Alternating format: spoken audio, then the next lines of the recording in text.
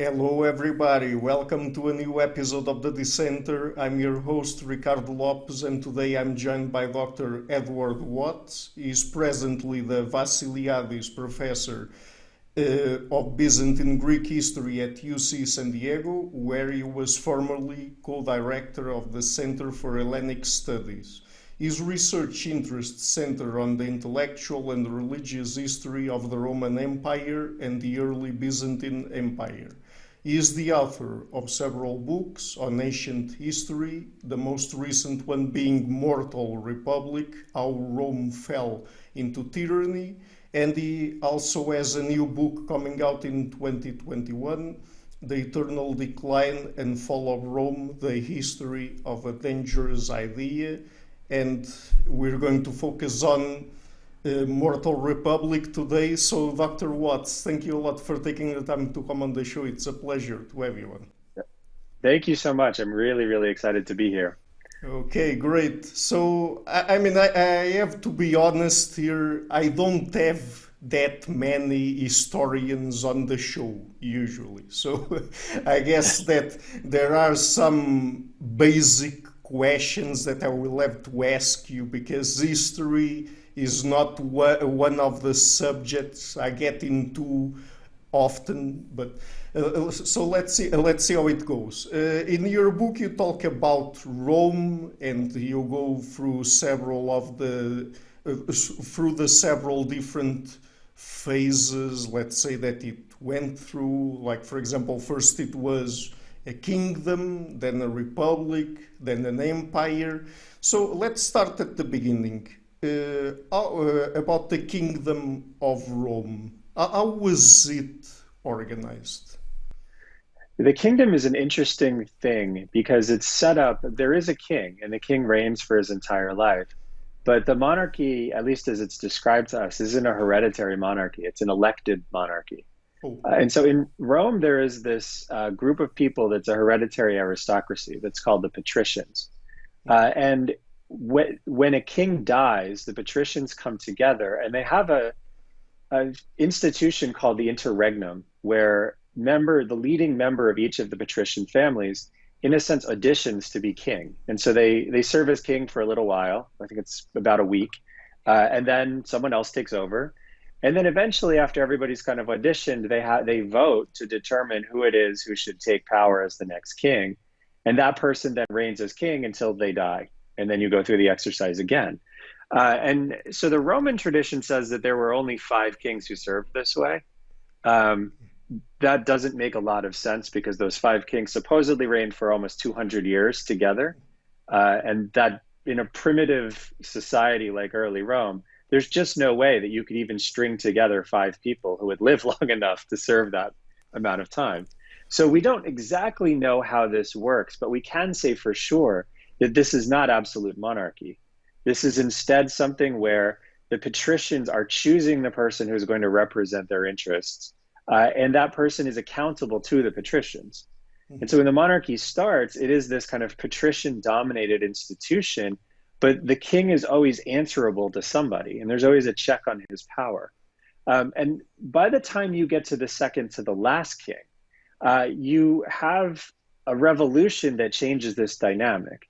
And so that king, Servius Tullius, takes power by, in essence, not going through the interregnum at all. Instead, the previous king dies. They cover up the fact that he has died.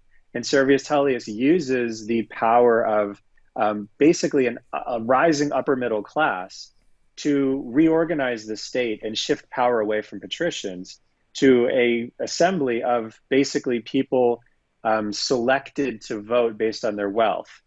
And so you shift from a hereditary aristocracy to a kind of economic oligarchy in a way. And Servius Tullius is still answerable, but he's answerable to not the patricians, but to this assembly of wealthy people. And this is a really significant shift in the way the monarchy works, because the monarch still is answerable. He's still not an absolute ruler. But the patricians have now been kind of blocked out from this process of deliberation and accountability. And so there's a tension now in the way the monarchy works, because the monarch has kind of shifted the system and the number and the sort of people that he's needs to be responsive to. Yeah. These patricians, well, I mean, what did they correspond to in terms of the social organization? I mean, were they composed by people that were more influential, let's say, people from the several different social strata? I mean, how did it work exactly? So I think this is what's really it's really important for us to understand this because it isn't how we naturally, especially in the United States, think about Yeah. things. So this is a hereditary aristocracy. Uh-huh. And so these people come from families that are patrician families. And the only thing that determines whether you're a patrician or not is what your family background is.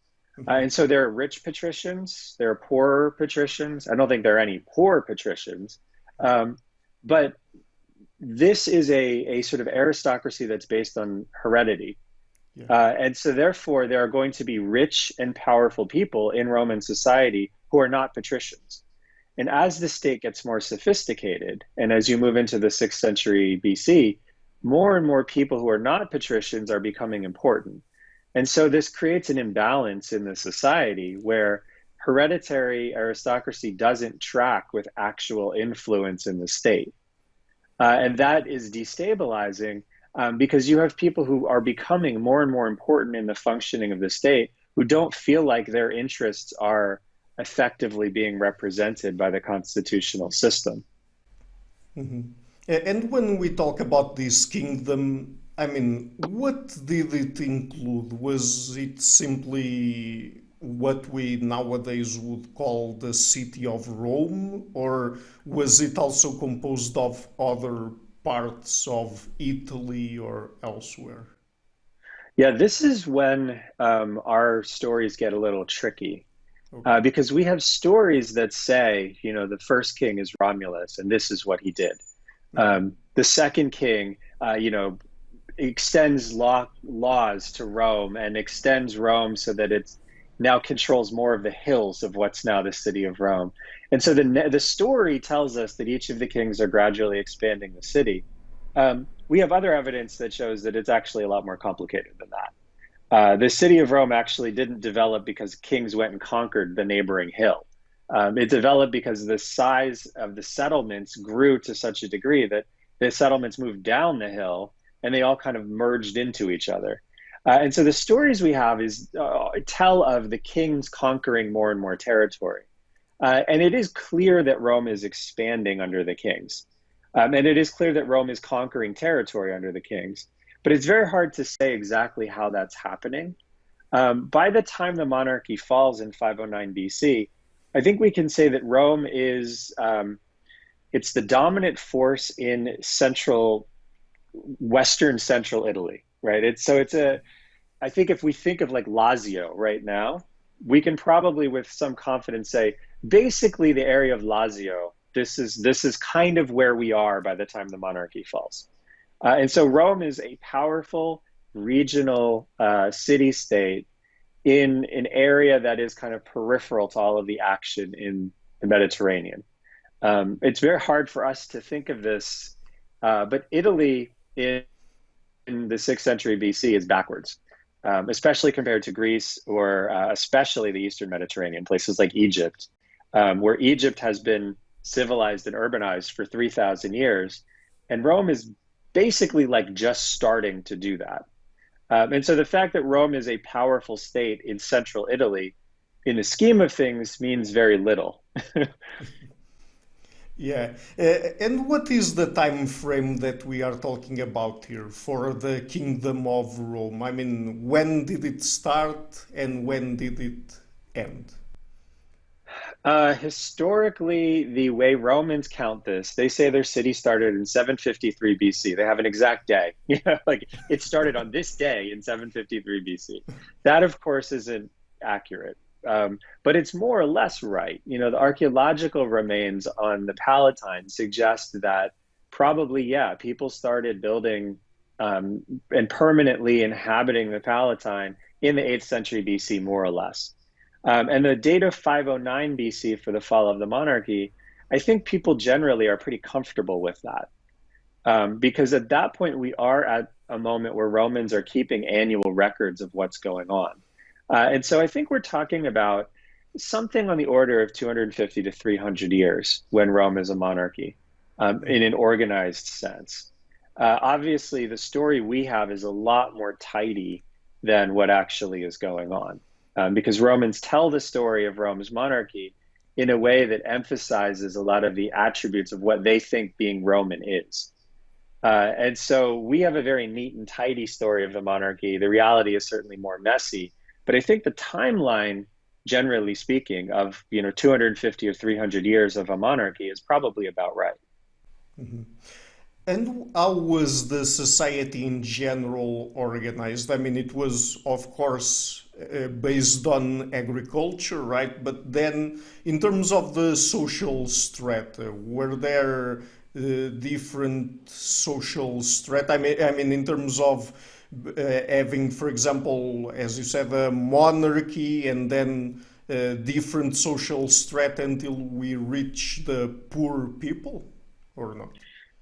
Yeah, no, we definitely see that. And the interesting thing is when Servius Tullius changes the way this state works, he institutes a census where you rank everybody based on their property qualifications. Oh. And we actually have the results of that preserved because this is a structure that the assembly he creates continues to operate even under the Republic. It actually continues to operate even under the Emperor Augustus. And so we know more or less how that worked. And you can see all the gradations in the society. You can also see that poor people, in any context, have less of a voice than rich people. And the question is just, what are you doing at the top? Because the people at the top are really the people who are most important in making decisions. And so poor people have a voice. It's just not a very big one. And that's certainly true under the patrician-dominated early kings.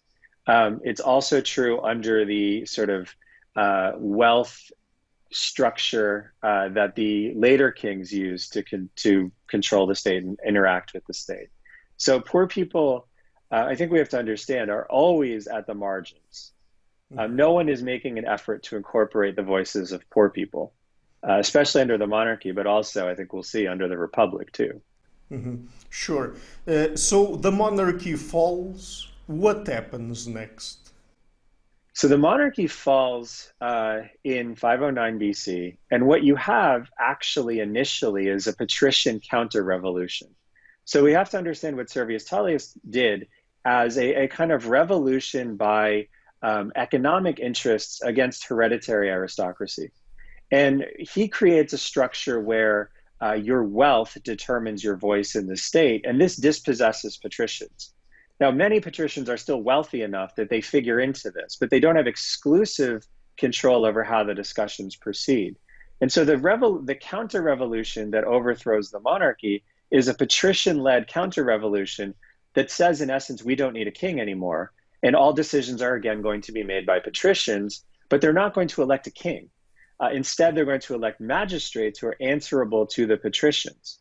And so this initial sort of push in 509 is met ultimately with a reaction by the people who used to be, the rich people who used to be authoritative under the late kings, but are not patricians.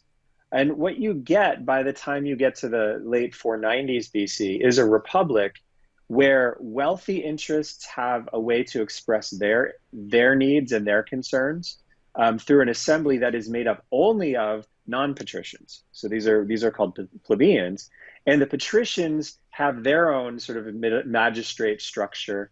And these two entities, the assembly of the plebeians and the patrician-dominated magistrates, now interact with each other. And so there is a kind of crude balance of power in the state where both of the interests that had been directing policy at different times under the monarchy now have the capacity to do this, direct policy, and have conversations with each other.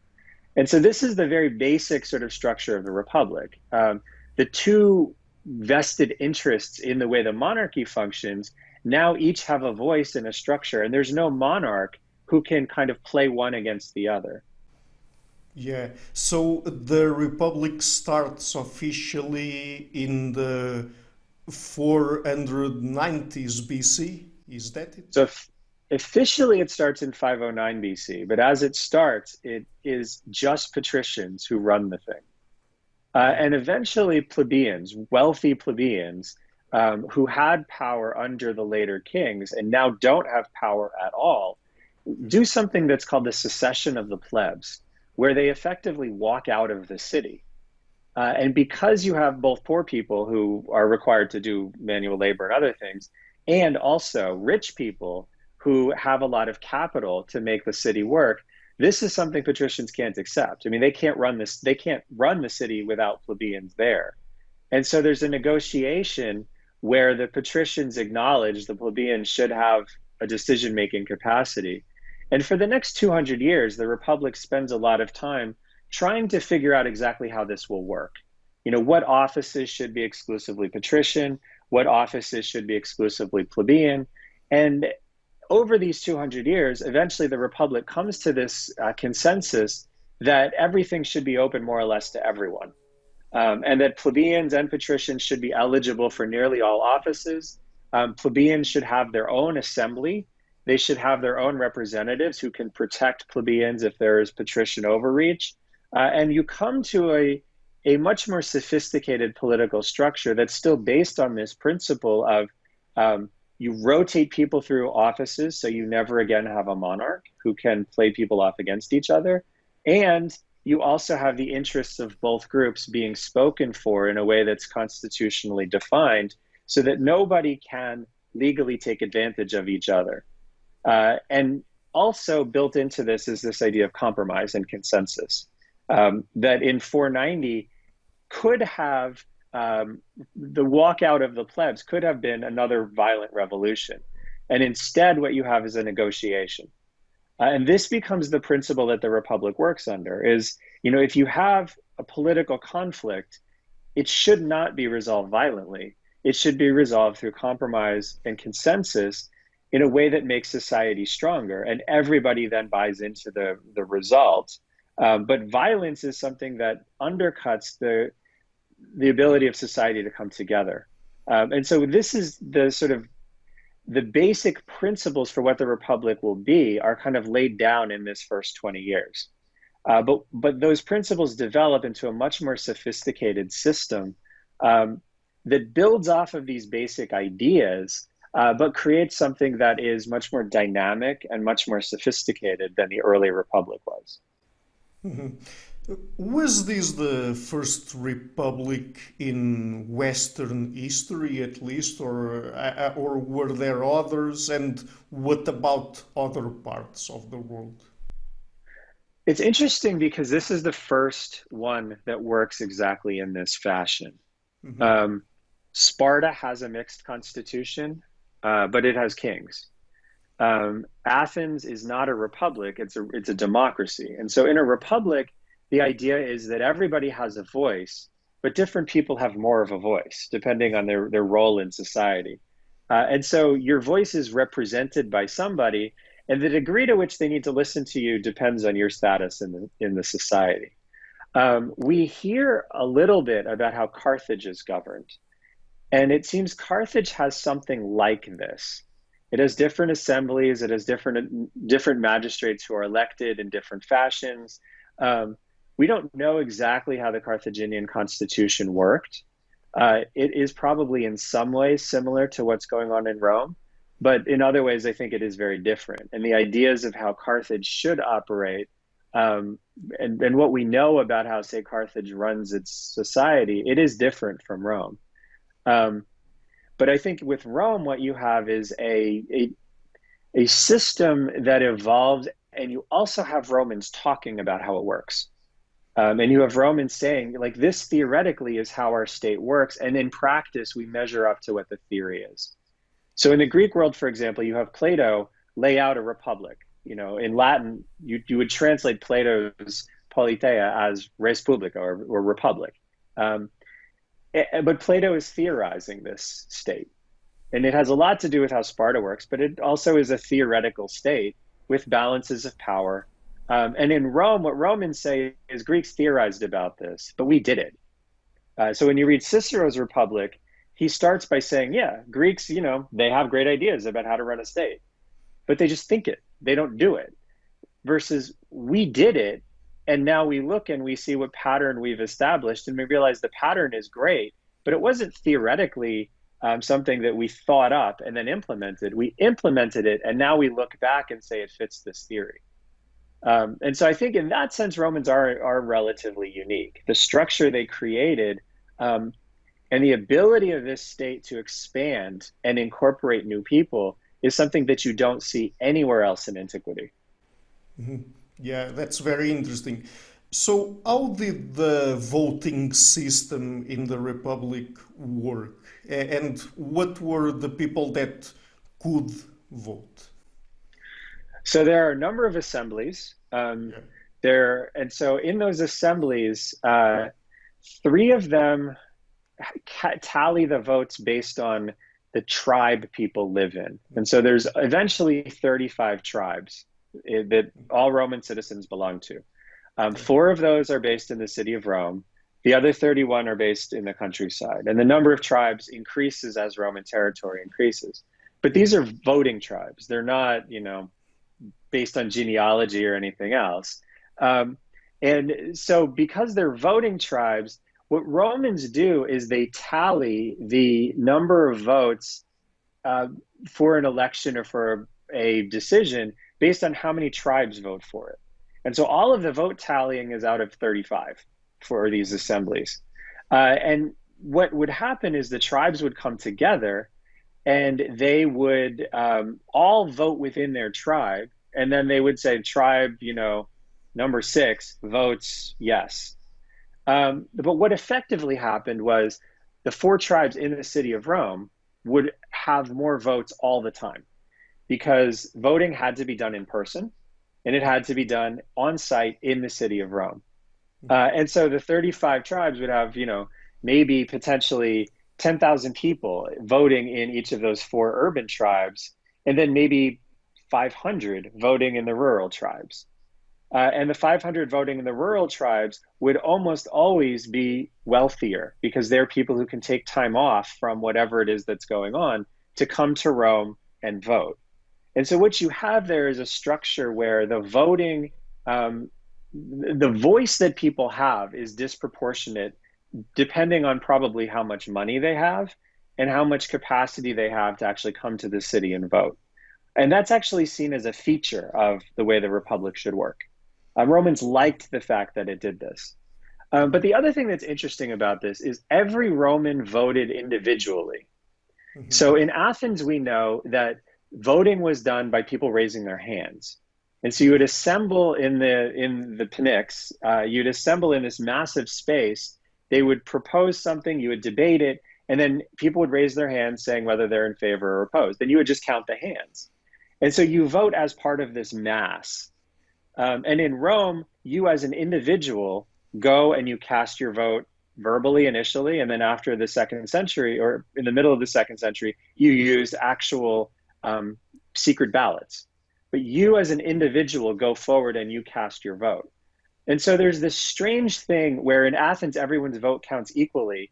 And so everyone casts their vote as a part of a larger body. In Rome, everybody's vote counts differently, but you cast your vote as an individual so that you're physically participating as an individual in this vote. And that symbolically is really important because it says to Romans, in essence, yes, your vote doesn't matter as much as someone else, but your participation matters. Like your individual participation in this says that you agree to be part of the Republic. You agree that you are lending your voice to the decision that's being made. And this creates a significant amount of legitimacy for all of the decisions the Republic takes, even though a lot of these people, their vote doesn't effectively count at all. And it certainly doesn't count as much as a few people who are better off. You still have had your moment of individually going forward and casting that vote. And that is really meaningful in a way that keeps this society kind of on track. and keeps them sort of comfortable with the way their republic is working. Mhm. And what were the things that people voted for? I mean, was it simply to elect certain people, or did they also vote on certain subjects that were of interest to everybody? Um, they voted on they voted on magistrates, and so different assemblies would elect different magistrates, and the magistrates could propose laws. Okay. And so, what would happen when they proposed laws is they would propose a law. They would then call for a public meeting to discuss this. And unlike in Athens, where the public meetings meant anybody could stand up, right? Like a fisherman could stand up and talk about military policy. In Rome, that isn't the case. You know, the people who propose the laws go and they speak, and it's an engaged thing, but it's controlled. And then the vote would be separate from that. So in Athens, again, the fishermen would talk about foreign policy, and then everybody would vote. In Rome, you would have this meeting. This meeting would conclude, and then the vote would happen later. And so, so the magistrates that you elected don't just make policy. They propose things, and then it goes back to that assembly, and that assembly listens to their arguments and then votes on the policy. And so the idea really is, especially in the early and middle republic, that everything a magistrate is doing is supposed to be checked back to the people to be sure that the people are actually comfortable with this. And at the end of the magistrate's term, the magistrate had to go before the people and basically defend his conduct. And so the people then would actually, again, have this check to say, yes, we are comfortable with what happened here. As the republic gets more sophisticated and it's doing more and more, the ability to put decisions back to public votes becomes more and more difficult. But the check is always there. Every magistrate until the end of the republic still had to go before the people and say, I did this for this reason, and kind of defend his conduct because he's accountable to the people he represents. Mm-hmm. Did they have anything like referendums or something like that? I think you would say that everything that these people propose, all of the laws that magistrates propose, go back to the people for a vote. Mm-hmm. And so I think it wouldn't be a referendum in the way like in California, we kind of are crazy with our referenda. And so people can decide they want to have a referendum on an issue. They will go and get a bunch of people to sign a petition. If they get enough signatures, it gets on the ballot. And the people who are elected to represent us have very little say in actually what's going on to the ballot as a referendum. Rome didn't work that way. Random people couldn't put together something and have people vote on it. But they could work with their magistrates to put together a proposal that would then go to the people and the people would vote on it. And so you do have this capacity, and there are a lot of magistrates who are, of course, going to be willing to listen and bring these things forward. So you do have the capacity to bring ideas up and have them voted on by the larger public. But I think the other thing is magistrates alone can't put anything forward. So it's not like a parliament where you elect your representatives and the representatives go into parliament and they work together to make laws. And if no one in the country supports that law, the parliament can still put it forward because they represent the people. In Rome, you would work as their representative to craft policies that are broadly supported by other representatives. But then eventually that would have to go back to the people for approval for implementation. And so it's not exactly a referendum, but it's also not exactly a parliamentary or congressional system where you elect somebody who just does what they do and you don't have a say and you don't have a direct say in what comes out of their actions. Mm-hmm. What were the territories that were part of this Roman Republic? Because it expanded over time, right? It expanded really dramatically over time. So in the 500 years that the Republic is around, give or take, I mean, it ends, starts in 509 BC, it ends, depending on where you put it, around 30 BC. And in that time, the Republic starts as basically a city-state, something that's maybe, I don't know, the size of San Diego or the New York City. By the time it ends, it controls the entire Mediterranean. It controls all or part of probably over 40 modern countries. If it were a country now, the Roman Empire, when it becomes an empire, would probably be the third or fourth largest country in the world. And so the Republic corresponds to this massive growth of Rome. And a lot of the growth happens in the last 200 years of the Republic. But what's even more interesting is the process under which it expands in Italy. Because as Rome expands in Italy, this republic that starts out as something that's relatively small with all of its citizens within a few kilometers of the city of Rome expands to make all of Italy citizens. And so all of Italy at that point is everything south of the Po River. It's almost modern Italy. It's massive. And so what Romans do as they expand their control of Italy across the 5th century, 4th century, and into the 3rd century, by 270 BC, they've taken control of all of Italy. They extend Roman citizenship to more and more people in Italy. So more and more people in Italy, even though they can't really get to Rome to vote, they have a meaningful connection to the Roman state. And a republic allows you to do this because every one of these new citizens gets put in a voting tribe. Every one of these new citizens, potentially, if they want to go to Rome and vote, they can do it. Most of them never do. But they're meaningfully connected to this society. And no one in antiquity was capable of doing that besides the Romans. When you look at like the Athenian Empire or the Empire of Alexander the Great or the Persian Empire, these are really empires. In the Athenian Empire, Athens made the decisions and the people they governed paid things to Athens and they did what Athens told them to do. But they didn't have a role in voting to make those decisions. In the Empire of Alexander the Great ran that and everybody else was subject to Alexander the Great. What the Romans did is they built a kind of imperial structure, but they said to the people they're governing, many of you will be citizens and you have a stake in this. And not only do you have a stake in this, you have a say in how it's going to work. And that's a really significant change from how really most empires in history have worked. It's very hard for us to conceive of, say, the British Empire saying to someone in Kenya, yes, elect someone for parliament. You're fully and meaningfully a part of the British state. But this is how the Romans created their empire. They found people who were willing to participate and eager to participate. And that level of participation expanded across the Republic. By 90 BC or by 88 BC, everyone in Italy is a Roman citizen. By 212 AD, everyone in the entire Mediterranean is a Roman citizen. And the idea of this Roman state was that people who are subject to the state can become Roman. And this is revolutionary because no one in antiquity thought to do this or even thought it was a good thing to try to do. Mm-hmm. Yeah.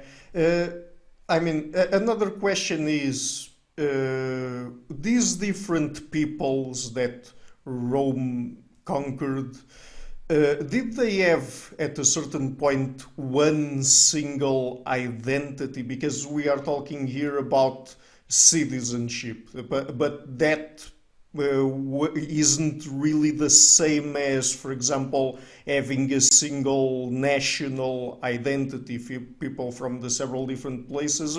Was there something like nationalism there or not? The interesting thing is that all of these people they accept a Roman identity, but it doesn't take away what they also are.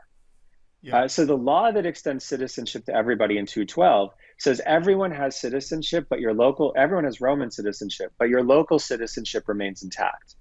Yeah. And so what you have are people who say, I am Roman and I'm Greek, or I am Roman and I'm Spanish, or I am Roman and I'm British. And both of those things coexist, in the same way that in the United States, you're American, but you're also from a particular place.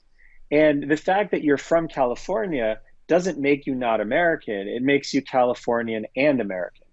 And this would be the same way that this is working in the Roman state. And you can see this in really interesting ways. The people like in the 4th century, the Bishop Eusebius of Caesarea writes a history of the Roman Empire. He's a Christian bishop. He grew up and lived his entire life in what was then the province of Palestine. And he writes a history of the world focused on Roman history and Christian history. And he says that these two things work together. They're not separable, but they're different. And so you are both. And this is, I think, the genius of what the Romans are doing, is they say that, if you're from the city of Cumae, you have that citizenship, you have that identity, that is meaningful. We are not taking that away from you, but you're also part of this bigger thing, which is Rome. And you are Roman also. And this is, I think, the genius of what the Romans are able to do. I mean, this is why other societies couldn't make this step. Athens couldn't say that you are Athenian and Delian. You were either Athenian or you weren't Athenian. And what Romans did was create this space where you can be Roman, but you can also be Neapolitan. You can be Roman, but you can also be Athenian. You can be Roman, but you can also be Ephesian and Athenian and, a citizen of Caesarea. And all of that space is possible and open to you because your Romanness is something that's meaningful to you, but it's also not everything that you are. And this is why, to get far ahead of ourselves, the Roman Empire actually ends, not in Italy, but it ends in 1453 when the Turks take Constantinople. And those people who are the Romans who are conquered in Constantinople in 1453 speak Greek. But they call themselves Romae. They call themselves Romans. And after the conquest of who we now call the Greeks by the Ottomans, they still call themselves Romans, until Greek independence. And so this is something that shows you the great success of that project. People who would be Greek, who we would call Greek, don't call themselves Greek because this Roman identity is so meaningful to them. But it also doesn't mean they're not Greek. And so they identify with the Greek classical past, but they also identify with the Roman past. And both of those things are their heritage, and both of those things are completely meaningful to them. But they don't see a contradiction. And so you have a really, really interesting and revolutionary way of thinking about identity under the Romans. Yeah. And these different peoples, were they allowed to keep their customs, their traditions, or were there some things that were prohibited? They're allowed to keep their customs and their traditions. The one thing that changes when you extend legal status to everybody in the empire is local law has to conform to Roman law. And so one of the really interesting things that you see in the aftermath of this is in Egypt, Egyptian traditional law, it restricts women in ways that Roman law doesn't. And Egyptian laws about marriage in some fashions contradict what Roman laws permit. So Egyptian law in this period would permit sisters to marry brothers, for example. That's not permitted under Roman law. And so you see a whole bunch of litigation where people in Egypt try to figure out, does this property contract still apply because it was made under Egyptian law and now the basic ideas don't exist anymore. And so that's where you see this really having to be negotiated. But customs are fine.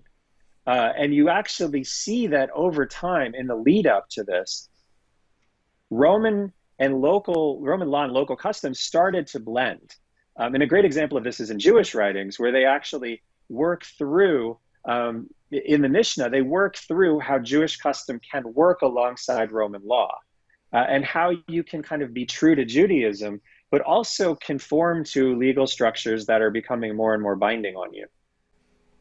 Mm-hmm. So could we say, or could we talk about multiculturalism here? I mean, could we say that the Republic and then the Empire were multicultural? I think in a way. I think that what we can say is that there's a lot of acceptance of the fact that you can have multiple ways of doing things. And this is fine in the Roman context. It doesn't mean that people will say, I think that's a good idea. or I don't think that that's weird, or I respect the fact that you do something strange. So in the High Empire, you see, for example, the Emperor Elagabalus, who is one of these. I mean, he's put in the category of bad emperors, but really, what you have there is something where Elagabalus kind of overestimated the Roman tolerance for some eccentric behaviors. So Elagabalus worshipped a sun god that, in sort of a way that's consistent with Eastern Mediterranean practices, was embodied in a meteorite. And he brought this meteorite to Rome, and he wanted everybody in Rome to worship this sun god that is a rock. And a lot of people in Rome said, this is too far. Like, I can't do this. This is too strange for me. Was he legally, I mean, he was emperor, but would someone have legally been permitted to worship that rock? Of course. But would Romans have said, I understand why you do that? Most Romans didn't understand why you did that. And so you have space for multicultural expression, but you don't actually have a modern idea that I respect your difference. Romans would be perfectly comfortable saying, what you're doing is legal, but it's really weird. And we actually do have a lot of Romans who say, this is bizarre, about various practices that in other cases people would totally, in their region or in their customs would say are totally fine. And so I think in one way, legally, we have a kind of multiculturalism. Socially, we have it to a degree, but only to a degree. And nobody would say it's incumbent on you as a member of Roman society to be respectful of everyone's differences. They wouldn't. They wouldn't be respectful. They would have no problem making fun of something they thought was strange. I mean, they wouldn't think there's any reason to not do it. But that doesn't mean the society is going to suppress it. And so that's, I think, maybe the limits of an ancient idea that might sort of bump up against the modern idea of multiculturalism. Mm-hmm. Okay, so let's talk about a more specific subject now. Why are the Gracchi brothers, Tiberius and Gaius, so important in Roman history? So when the Republic expands, and especially in the 2nd century, when the Republic starts expanding out of Italy and taking over territory in Greece and in North Africa and in Sicily and in Spain, there's a whole lot of money that starts coming into the Republic very quickly. And what you see is the Republic very quickly develops a sophisticated financial system. And it happens very fast. The Republic, when it fought Hannibal in the 3rd century BC, had a relatively primitive economy. And 50 years later, it has one of the most sophisticated economies in the Mediterranean. And what that means is economic growth is concentrated in the people who understand how this new economy works. And this creates a really significant imbalance in a society, a wealth imbalance in a society that isn't really used to dealing with this and relies on consensus to try to solve problems. And they cannot develop a consensus about how to deal with this wealth inequality fast enough. And so the Gracchi emerge as politicians who want to take advantage of the discontent about this wealth inequality in ways that benefit themselves. And in the case of the first brother, the older brother, Tiberius, he really doesn't even want to solve the problem. He wants to make a statement that the problem should be solved. And so he does this through intimidation. He does this through basically bringing mobs of supporters in to show how much they want people to vote in a certain way when the assemblies are voting on his proposals. And this attracts a lot of, it attracts a lot of anger from people who are not interested in disrupting the social dynamic in that fashion. But what Tiberius is doing is pushing a confrontational way to address inequality, not so much so that the inequality can be solved, but so that the people will feel like they have a voice that is being respected. And so there is no compromise when what you're doing is dealing in symbolic proposals and symbolic policies. If you're dealing with like how much revenue should go to what group of people, you can compromise on that. But if you're saying, in essence, we are really angry because the system is not responsive, there isn't a compromise for that, because anger is not something where you can kind of get 75% of the way to a solution. You're angry and you want something done. And that something done is actually, in some ways, more important if it's done adversarially. And this is what Tiberius understood. But because he was being so aggressively adversarial, his opponents organize a mob against his supporters, and they end up assassinating him and killing a few hundred of his supporters. Now, Gaius Gracchus is different because he actually does want to solve problems. He actually does come up with a series of proposals that can address some of the consequences of inequality. So he wants to give land to dispossessed people. He wants to give food support to poorer Romans. He really does have proposals that he wants to bring about. But because his last name is Gracchus, and because his family has this history of being adversarial, these policy proposals are seen not as solutions to a problem so much as they're seen as more expressions of anger and more expressions of discontent. And so the reaction to him is similar to the reaction to his brother, and he also ends up being killed. And so the significance of the two Gracchi brothers are that this is the first time violence is used to solve a problem in the Republic.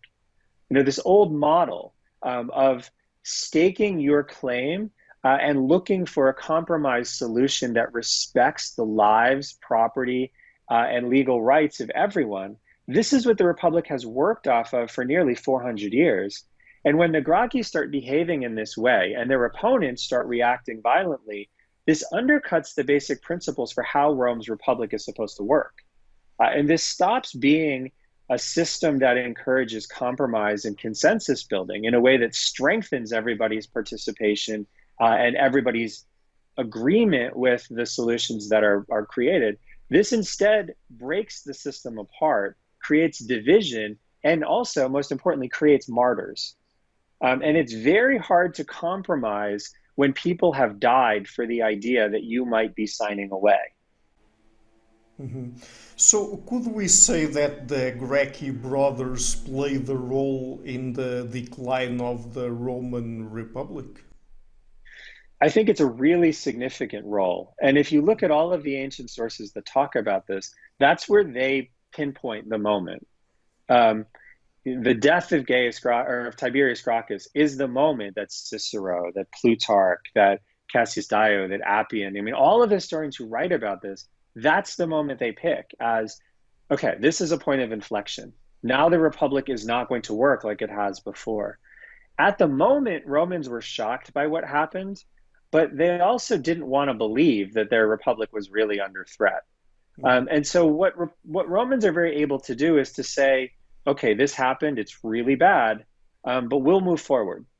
And after the murder of the Gracchi, there actually is a temple to the goddess Concordia, you know, the goddess of agreement and good relationships, that's built in the Roman Forum by one of the people responsible for this murder, as a way to say, yes, now we're moving on.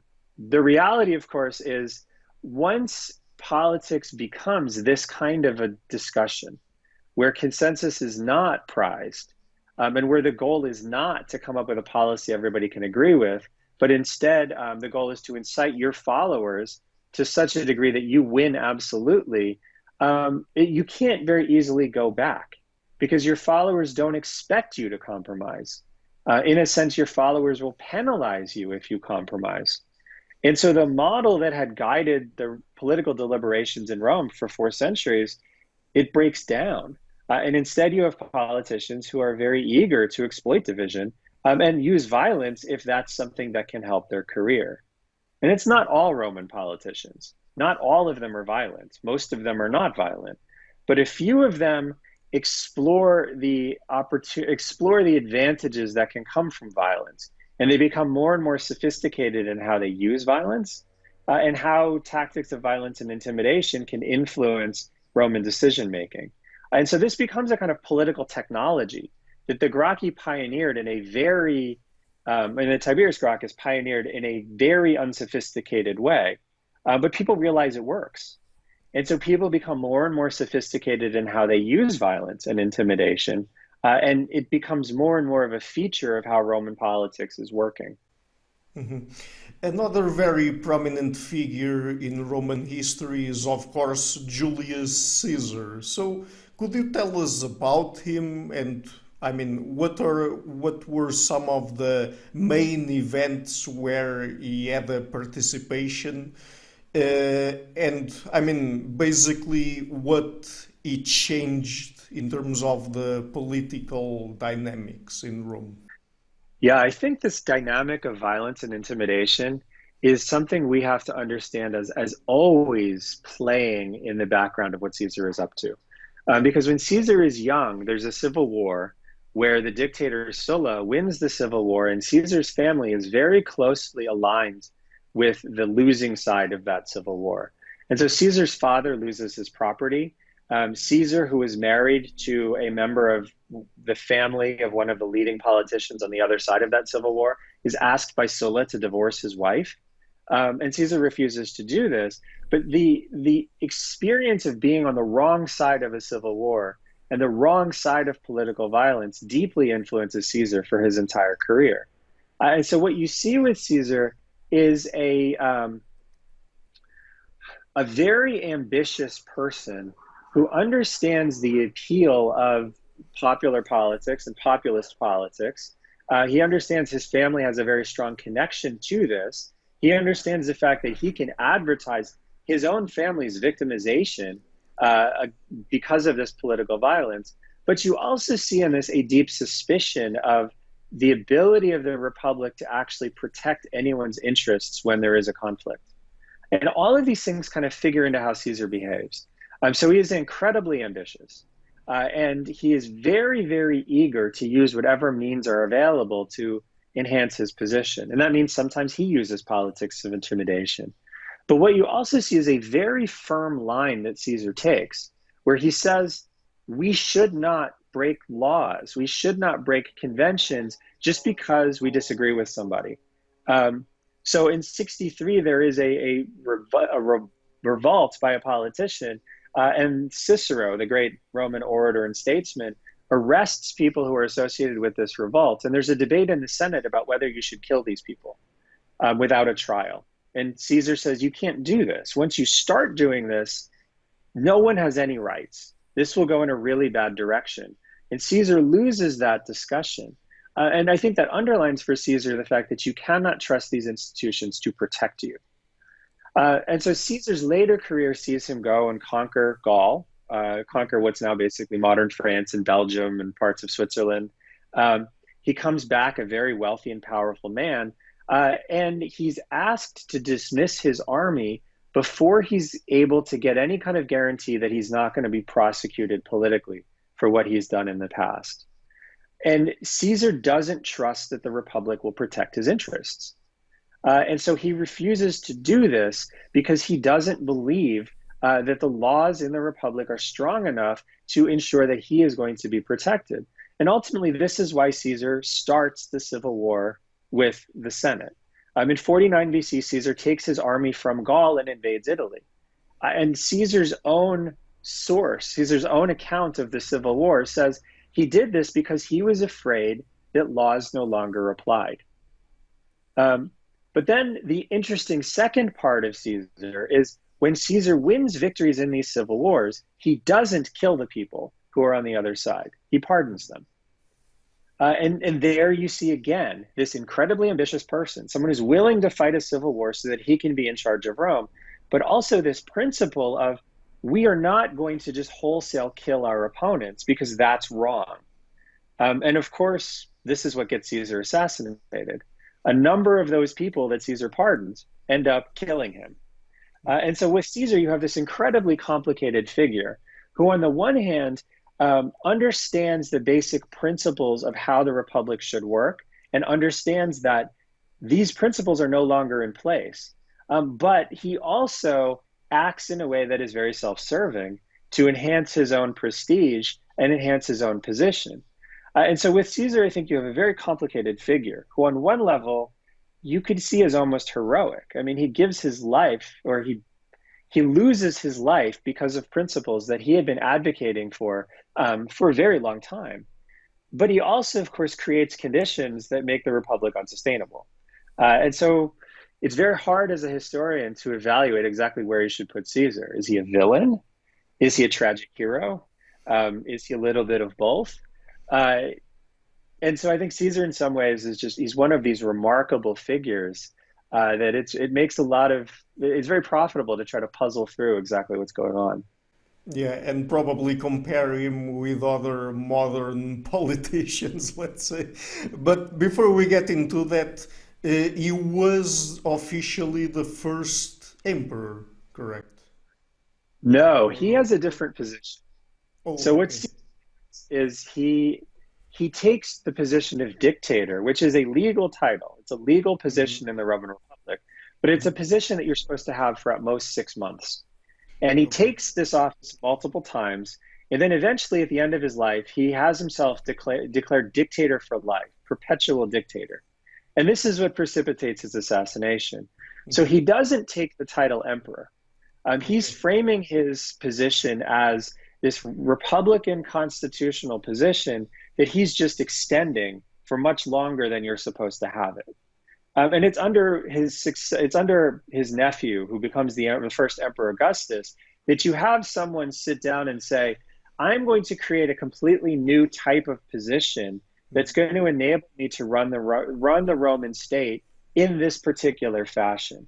What Caesar was doing was he was taking an existing office, and he was saying, "I am going to hold this office forever, and I'm going to exercise the powers this office allows me to exercise forever." And so what you have is a kind of bastardization of the Republican Constitution. So legally, he's still working under the constitutional framework of the Republic. He's just basically breaking down all of the limits that that constitutional framework should put on somebody to do what he's doing. Yeah. Is there any moment in Rome's history where we can talk about democracy in any way or not? Pure democracy, no. No. Pure democracy like you have in Athens, you wouldn't be able to find in Rome. But in all honesty, you won't find that in the modern world either. Because pure democracy it has a limit to how big a society can actually be. Yeah. So in Athens, that's about as big as a pure democracy can be, because the Athenian assembly, the space in which they assembled could not hold many more people than you actually had in there. And so Athenian pure democracy requires everybody in the citizen body to participate in every decision that's put before the citizen body. And in Rome, Rome is just too big. Even when the Republic starts, Rome is just too big to do something like that. But Romans wouldn't have wanted that either. They would have looked at that and said, this is crazy, because everybody's vote counts the same. We don't want everybody's vote to count the same. We want to have a society where the people who are most important have more of a say in what goes on than the people who are less important. But they also valued the fact that everybody in the society should have a say. Every citizen counts. They just don't count the same. And to Romans, that's actually desirable. Where they would look at what Athens has and they would say, first, it wouldn't work for us because we're too big.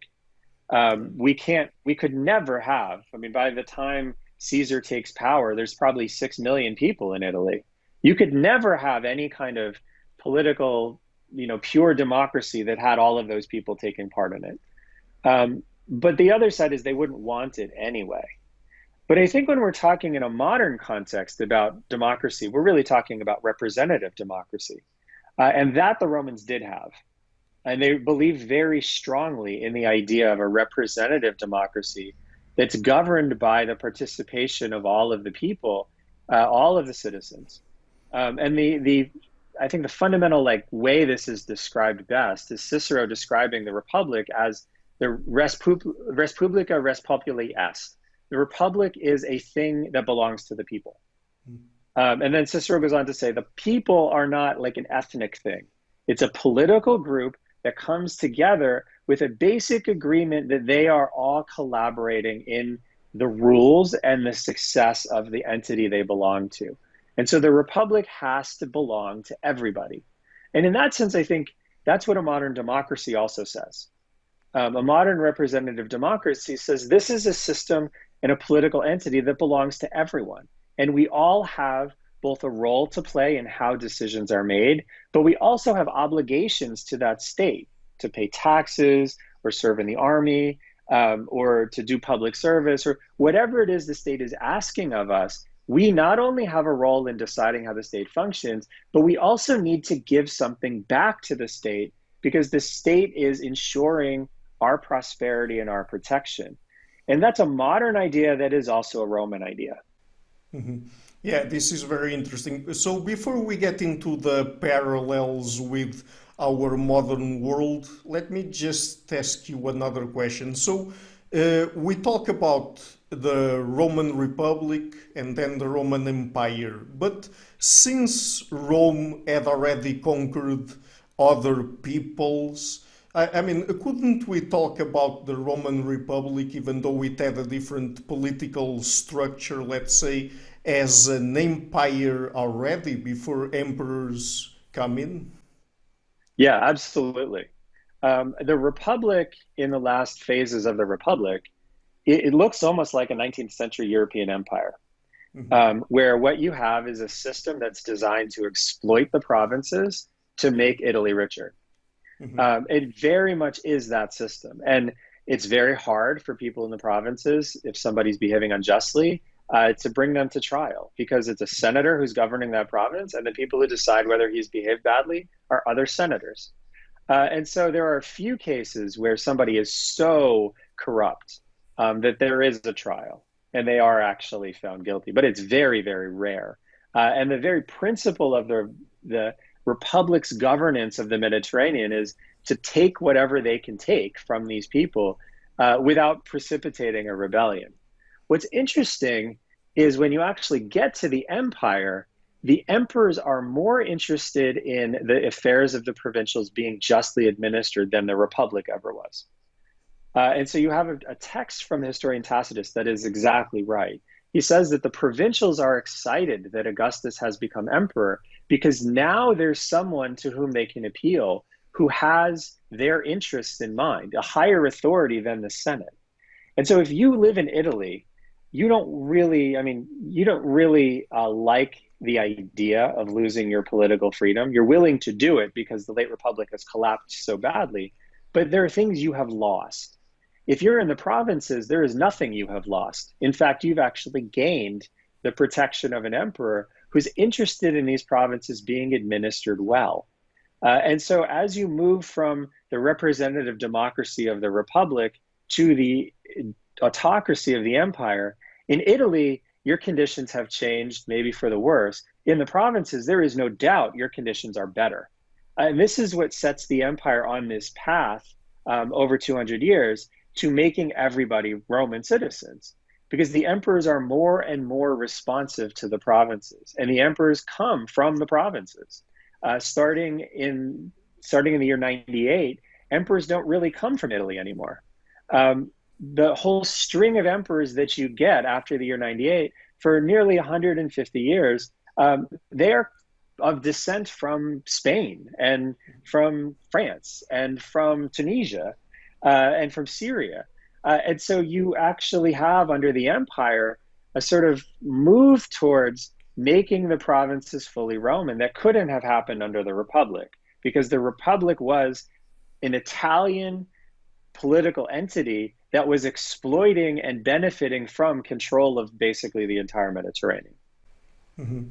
Are there any important similarities that you would like to point to between the Roman Republic and our modern day republics, and that perhaps could allow us to take some lessons from this part of history? I can speak broadly about this, and I can also speak specifically about this as someone living in the US right now. I think Okay. broadly what we can take away is that republics are, in a sense, organisms. They are fragile. They Mhm. don't last forever, and they require sustenance. People need to be invested in those republics, and they need to understand what a republic is. As a citizen, you have rights in a republic. The republic is supposed to protect them. It's supposed to do certain things for you, but you are supposed to do certain things for it too. And one of those things is to look at the health of that state and understand that a republic works best when it's governed by consensus and compromise. And one of the obligations of citizens in a republic is to acknowledge this, to understand that their system is based on this idea of compromise and consensus building, and this idea that as many people's voices as can be represented in a piece of legislation or a decision should be represented in that piece of legislation or decision, because that's what makes a society strong. And I think that's something that a lot of people living in representative democracies, be it, the Philippines or Turkey or the United States, it's something we've lost. This sense that we have an obligation as citizens to promote compromise, because that's what our state requires. Now, in the United States, I think there's another dynamic that's particularly alarming, and this is the use of political violence in not only breaking down the willingness to create consensus, but also trying to break down the basic functioning of citizens using their voices in a Republican context. And this is, I think, what alarms me most about what's going on in the US right now in 2020. You have people who are openly calling for this, for openly calling for people who are armed to come and try to intimidate voters. That's what Tiberius Gracchus did. Mhm. That's what put Rome on this path to destruction. Intimidation and preventing people from exercising their votes leads to violence. It might not immediately lead to violence, but it will lead to violence. And I think leaders need to understand how dangerous this is, how antithetical to a representative democracy any kind of call for political violence or any kind of support for political violence actually is. And that's of a different scale than defending your republic and promoting compromise. When you are having discussions about whether political violence has a place in the public arena, you're talking about whether you have a republic anymore. And I think in the United States, people are beginning to awaken to this, but not everybody. And that's particularly alarming. Yeah. So just two last questions that will be a Yeah. little bit more general about the discipline of history. So, is there in history any great man or great system encompassing theory, let's say? So, for example, we talked about Tiberius Gracchus, Julius Caesar, and so on. And sometimes it seems that historians approach things as if things happened, main events and big important events happened in history because certain political figures provoked them, let's say, or caused them. But there are also other approaches that look more into the conditions where people lived, how the political system was organized, the economic and social circumstances, and things like that. So, I mean, is one better than the other, and where do you position yourself? Yeah, I think that you have really put your finger on the most fundamental question that historians are struggling with right now. Because there really is a question about whether individuals or systems dictate change and determine how society is going to evolve. And I think that this is something where there's a dynamic between them, where individuals, when systems are weak, are able to really drive historical change in very significant ways. But generally, there's also a reaction to that. And then systems are built to try to prevent this from happening.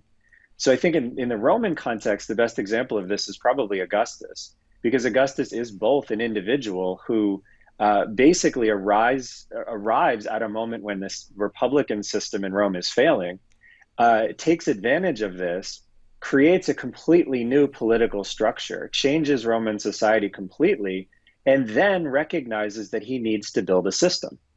And so, what Augustus does in the first part of his career is benefit from the collapse of the republican system that's supposed to constrain individuals. And he understands this. And I think this is what's so remarkable. He understands that the collapse of that system is a problem. He benefited from it, but he also understands that as the person who's now in charge, he needs another system or someone else will rise up and overthrow him. And so I think with Augustus, what you see is a figure who basically puts his finger on this very question that you just raised. He gets that the political system that made Rome stable and prevented individuals from coming to power and dominating it has failed. He understands that he is the person who benefited from this. He understands on some level that he precipitated its final failure. And he understands that a system needs to be put in place so that nothing like that happens again. And I think that what we struggle with right now is the post-war system that was set up after 1945 to restrict and restrain the development of and the emergence of really powerful individuals who changed the dynamics in the world. This system now looks like it's starting to crumble.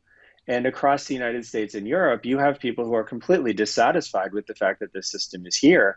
And there's a real danger that you will get another individual or set of individuals who will come forward and take advantage of the collapse of this system. And I think this took historians by surprise. I mean, going back to the 1990s, when you look at like Francis Fukuyama's work talking about the end of history, his idea is the system won. The space for these really dramatic changes is now gone because the system won. And now 30 years later, the system didn't win. And what do we do in a situation where the systems that were designed to guide change in a way that has specific guardrails have broken down? And what will change look like when these systems aren't there to restrain it?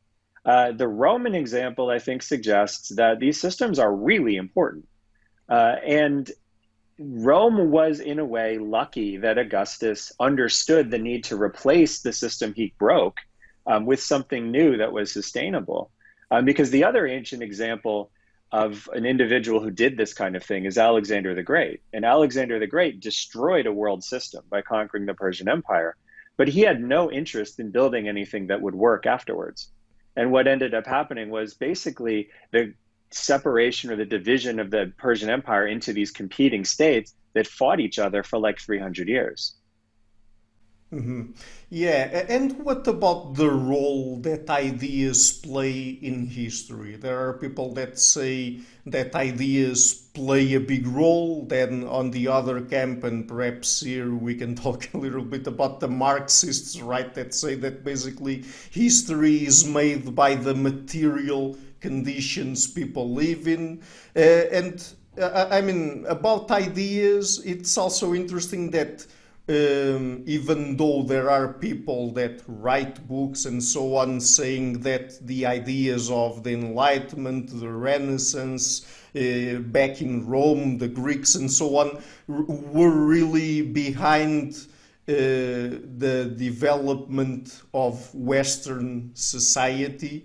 But then we have to have disciplines like history and even social sciences to understand why things changed and why society is organized in different ways. So, I mean, it seems that people are not really that aware of what are the forces behind their actions, and they can only look back to try to understand what really made history move forward, let's say.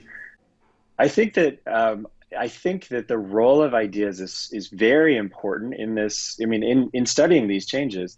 But I think that the challenge with ideas is somebody has to activate them. Ideas can exist for a very long time and be very appealing as kind of abstractions or even as things that dictate an individual's way of life. But they can also be activated in a way that causes tremendous disruption or even violence and damage. And so an idea, I think maybe a good example of this is that, in the Roman context, the idea of liberty is something that Romans advertise as like the central virtue of what their state is for really long, for centuries, right? From the time that the Republic starts in 509 BC, through even emperors are putting this on their coins, celebrating the liberty of the public. But liberty means something different to all of these different people at different moments. And sometimes liberty is an innocuous thing that says, where a Roman will say, in essence, liberty means that we exist in a state where we vote and we decide the laws. In other contexts, you have emperors say, liberty exists as something that justifies me killing somebody else. And that idea hasn't changed. That idea is still powerful. And that idea is something that's still, like every Roman for all of the Republic will agree with the principle that the Republic should be a free state and that liberty is important. But sometimes you'll have someone like the dictator Sulla come in and say, well, our liberty is endangered by these people, and we need to protect our liberty by killing these people. In some cases, you'll even have like Brutus, the assassin of Caesar, who earlier in his career stands out as an advocate for liberty. And he means liberty as Romans living freely under the laws that Romans have agreed to implement and agreed to set. When Caesar takes over as dictator, he legally is empowered to be dictator. Romans have agreed to this. By the standards that Brutus has set for liberty, he's living in a society that's protecting liberty. But Brutus finds Caesar's dictatorship something that is unbearable and not consistent with liberty, and decides to assassinate him. So in that sense, what Brutus has done is he's taken an idea and he's used it to justify really radical political change. He's used it to justify quite literally murder, and murder of someone who legally has a position that has been agreed to by the Romans according to the very terms that Brutus has set out as liberty. And so I think when we're talking about ideas, there are great thinkers who create new ideas. And sometimes those ideas are inspiring on a personal level, and they never get activated in the bigger sort of way of directing political change or religious change or personal change. They exist simply in conditioning or changing or reshaping the way that people think. In other cases, and I think the philosopher Pythagoras is a great example of this, ideas that start as personal practice get kind of extended out as ideas that have political implications. And so Pythagoras creates a philosophical system that on its very basic level guides how people behave individually. But it also provides a structure for how communities could be governed. And a number of cities in southern Italy actually adopt a kind of Pythagorean approach to governance. And so this idea that started as an individual thinking about how individuals could function eventually gets activated in this bigger way as a structure for creating basically hierarchies and creating sort of principles for governing society. And so I think that this is where the individual thinker is a particularly challenging thing for historians to capture, because ideas that can be really inspirational and really powerful might only exist on the level of the person. But they might also eventually later get activated in this really significant way that the individual who started thinking these ideas never imagined was possible. And I think that's one of the challenges that we face in figuring out, again, this question of the powerful individual versus the system. When those ideas get activated to reshape society, who has done it? Is it an individual? Is it a system that gradually incorporates the thinking of a lot of people who've adopted this idea? Is it a little bit of both? And I think in the Roman world, a good example of maybe a little bit of both is Christianity, where this starts out as an idea that influences individuals, and it affects how individuals approach the divine. It affects how individuals function in their communities. But eventually, when the Emperor Constantine converts to Christianity, you have an individual who has taken this idea that has primarily existed on a personal level, and this becomes a policy decision. And it's a policy decision that reshapes the way the Roman Empire is going to function for the next 1100 years. Mm-hmm.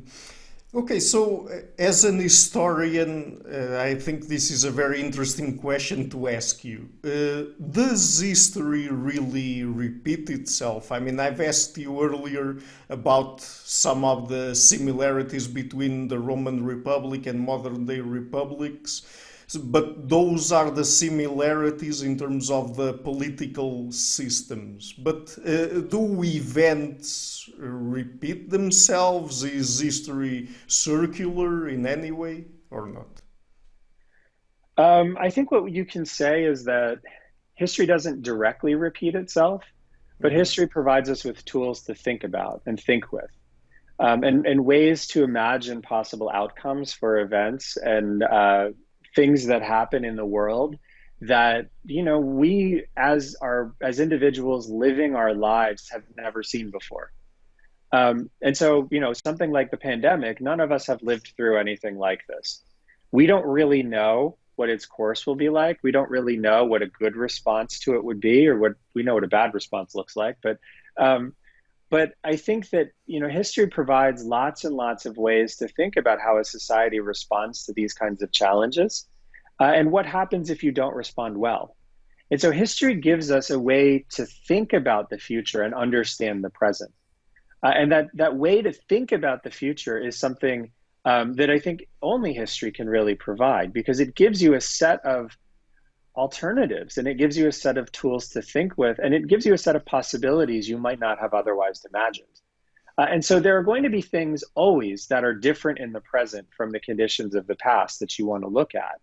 And the Roman Republic, for example, is very, very different from modern republics in a lot of ways. But structurally, the main kind of things the Republic wants to do are things that our republics want to do as well.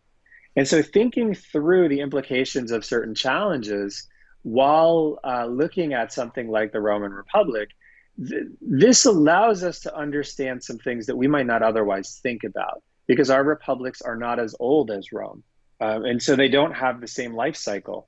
And we might be at a point where the events that are going on right now can be understood better by looking at similar events in Rome. And not because they're the same, but because there's structural similarities that mean that the outcome we saw in Rome might be the outcomes that we should be aware could happen here. Mm-hmm.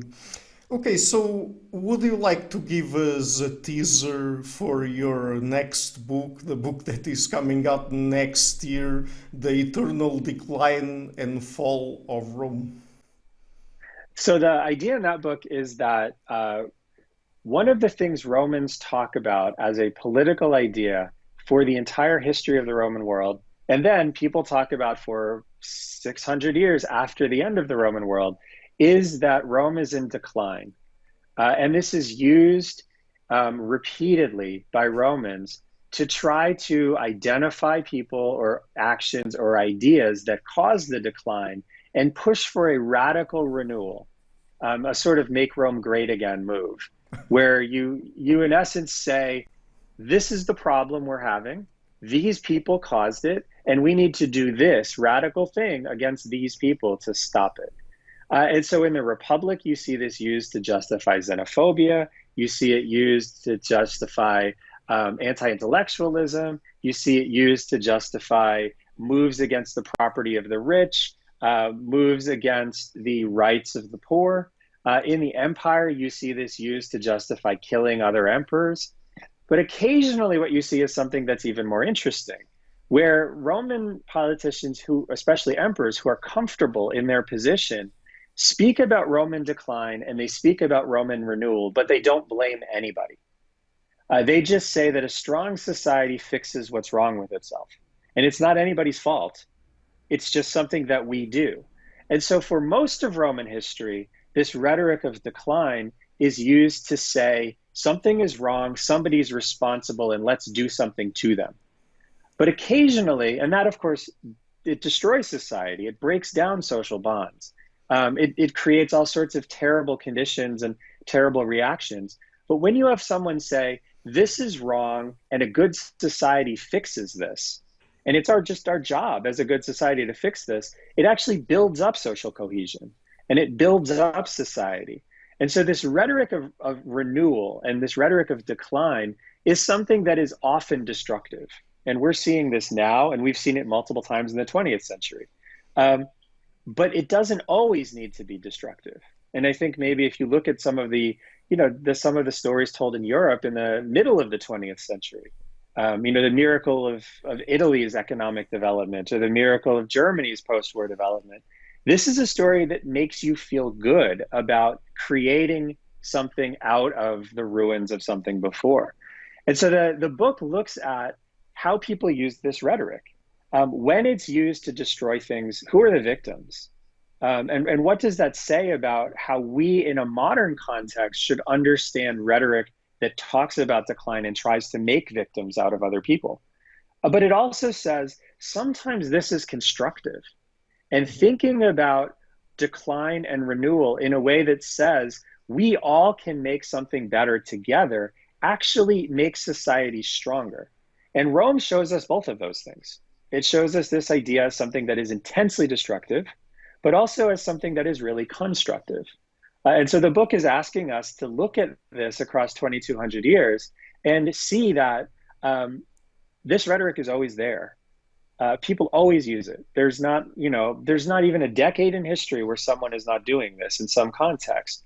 But it doesn't always need to be destructive. And there's a positive way to think about social change and even social problems that can make society stronger. And Rome shows us that there's real benefit to embracing the positive way of thinking about this and a real cost if that's what we don't do. Yeah. Okay, so Dr. Watts, before we go, where can people find you on the internet? So I mainly I'm working on a podcast eventually that should come out in 2021. But right now, the main way you can track me down is through my academia.edu page, and you can find some of my books there. And otherwise, my department webpage. Yeah. Okay, so I will be leaving links to all of that in the description box and also, of course, to the book Mortal Republic. And let me leave also an invitation on the table to come again on the show next year when the new book is out, because I think it will also be a very interesting conversation. And thank you for taking the time. For sure. I will love to come back. Thanks again. Hello everybody, thank you for watching this interview until the end. As you might have noticed, I've started this channel almost 3 years ago, and I would really like to ask you to please pay a visit to my Patreon page or PayPal, because I need your support, and any amount starting from $1 would already be a great help. Otherwise, and if you like what I'm doing, please share it, leave a like, and hit the subscription button. I would also like to give a huge thank you to my main patrons and PayPal supporters, Karen Litske and Blanchett Pererga Larsen, Lau Guerrero, Francis Ford, Hans Frederick Sunda, Ricardo Vladimiro, Greg Healy, Adam Kessel, Olaf Alex, Jonathan Wiesel, Anian Kata, Jacob Klinkby, Matthew Whittingbird, Arno Wolf, Tim Hollacy, Enric Alenius, John Connors, Paulina Barron, Philip Force Connolly, Jerry Mueller, Herbert Gintis, Rutger Vosbo, Weingard, Rebecca Newberger Goldstein, Dan Demetriou, Robert Windager, Rui Inácio, Arthur Coe, Zoop, Marco Neves, Colin Holbrook, Susan Pinker, Thomas Trumbull, Bernardo Seixas, Pablo Santurbano, Simon Columbus, Jorge Espinha, Phil Kavanagh, Corey Clark, Mark Blythe, Roberto Inguanzo, Mikkel Stormer, Eric Neumann, Samuel Andreev, Thiago Nunes, Bernard Hughney, Alexander Dunbauer, Omari Hickson, Felicia Stevens, Fergal Cusson, Yevon Bodrenko, Hal Herzog, Nuno Machado, Don Ross, João Alves da Silva, Jonathan Librant, Oslam Bullitt, Nathan Nguyen, Staten T, Samuel Correa, Eric Hines, Mark Smith, J.W., João Eira, Tom Hummel, David Sloan Wilson, Yacila Deza Araújo, Eden Solon, Romain Roach, Dmitry Grigoriev, Diego Londoño Correa, and Tom Roth. My producers is Izar Webb, Jim Frank, Lucas Stafiniak, Ian Gilligan, Sergio Codriano, Luis Caetano, Matthew Lavender, Tom Vanegdam, Curtis Dixon, João Linhares, Benedict Mueller, Vega Guidi, Sardus France, and Niruban Balachandran. And my executive producers, Michal Ruzieski, Rosie, and James Brett. Thank you for all.